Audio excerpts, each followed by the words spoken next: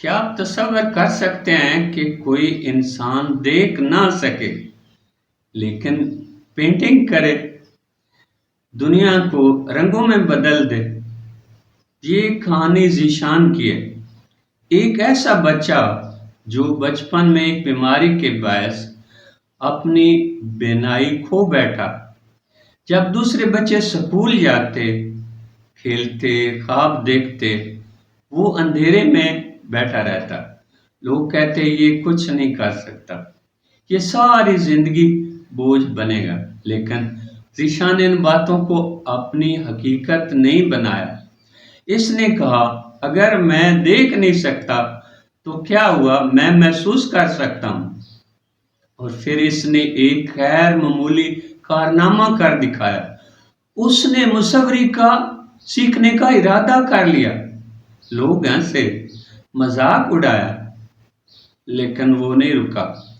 وہ رنگوں کو چھوتا، محسوس کرتا اور اپنی انگلیوں سے تصویریں بناتا۔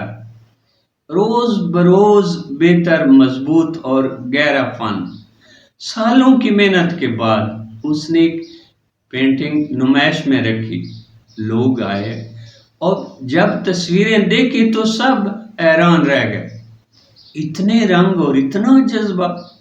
اور سب سے بڑا جھٹکا یہ تھا کہ یہ سب ایک نابینا شخص نے کیا تھا۔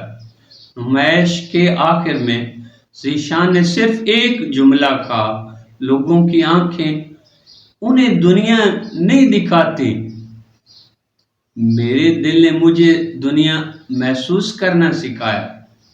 یاد رکھیں، بینائی آنکھوں میں نہیں ہوتی، سوچ میں ہوتی ہے۔ اگر سوچ ہو تو اندھیرا بھی رنگ بن جاتا ہے۔